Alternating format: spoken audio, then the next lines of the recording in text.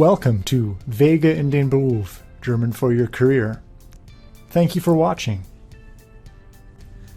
This presentation will introduce you to German infinitive verb forms and the present tense conjugation pattern of German verbs. By the end of this presentation, you will have learned about the infinitive verb form in German and the basic conjugation pattern for German verbs. In addition, you will have learned about variations on this conjugation pattern for verbs with roots ending in D and T and verbs with roots ending in Z, S, or Sz. There are also some irregular verbs that occur frequently, sein und haben, and we will take a look at these conjugation patterns as well. Finally, we will apply what you have learned to complete the associated online course activity. Let's get started.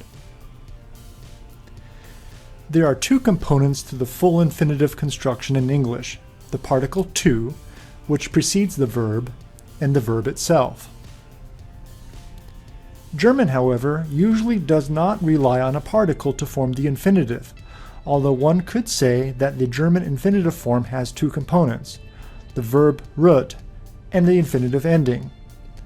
This is the infinitive form that you will always find in German dictionaries. The verb you see on the screen, for example, sammeln, meaning to collect or gather, has the verb root, sam, and the infinitive ending, eln. German verbs can also have the infinitive ending ern, as you see on the screen of the verb wandern, meaning to hike or wander. A small number of German verbs have the infinitive ending ieren, as you see on the screen with the verb reflektieren, meaning to reflect. The majority of German verbs, however, have the infinitive ending n, as you see on the screen with the verb wohnen, meaning to reside. As most German verbs have the infinitive ending n, the remainder of this presentation will examine the conjugation patterns for verbs with this infinitive ending. You can consult your course textbook or conduct a web search to find out more about the conjugation patterns for the other verbs. There are three basic steps for conjugating a German verb. The first step simply requires you to have a verb in the infinitive form. In the second step, you isolate the verb stem by removing the infinitive ending. For the verb you see on the screen, this means you drop off the infinitive ending n, leaving you with the verb stem wohn. Next, in the third step, you add an ending to the verb stem from the basic present tense conjugation pattern. The verb ending must agree both in number and person with the subject of the sentence in order to create subject-verb agreement. In other words, if the subject of the sentence is ich, a first-person singular personal pronoun, then I am required to use the first-person singular verb ending from the conjugation pattern, ich wohne. This method of combining endings to the root of a verb according to the subject of the sentence is valid throughout the conjugation pattern.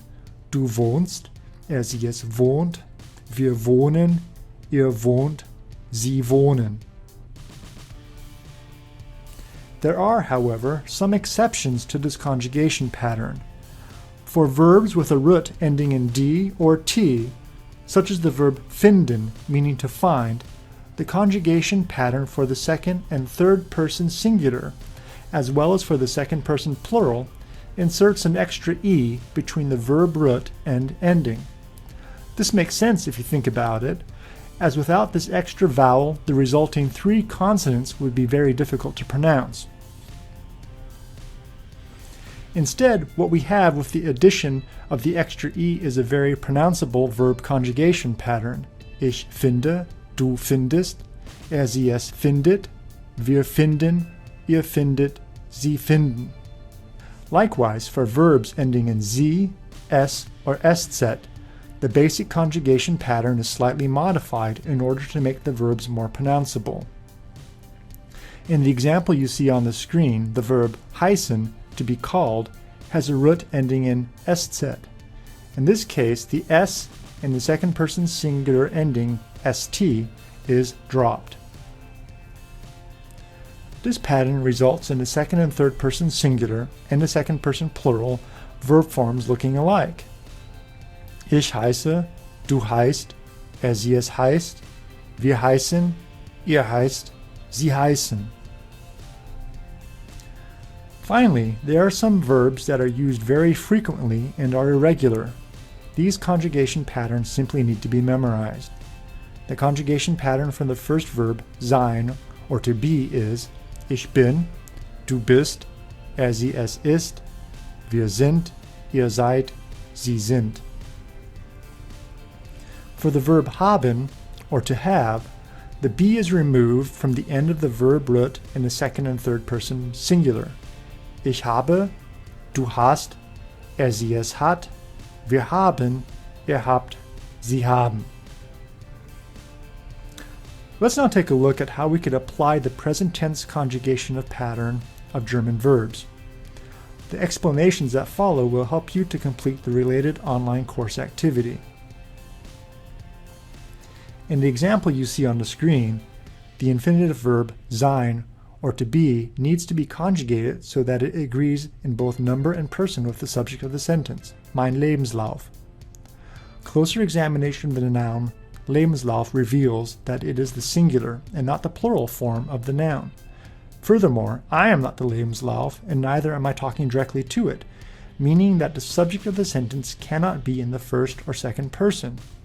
By excluding these other options, I can deduce that Lebenslauf must be a third-person singular masculine noun.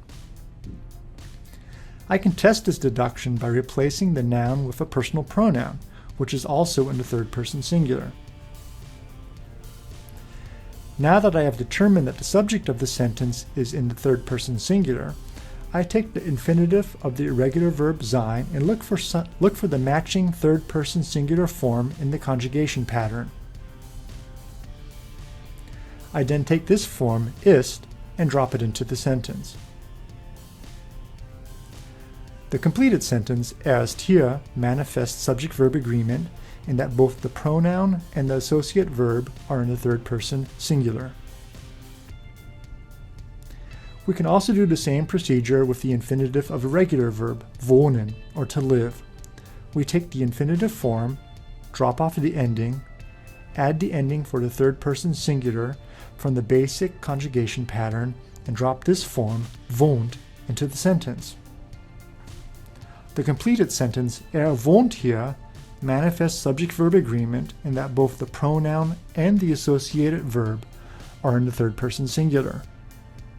This concludes the presentation on German infinitive verb forms and the present tense conjugation pattern of German verbs. Be sure now to test your knowledge by completing the related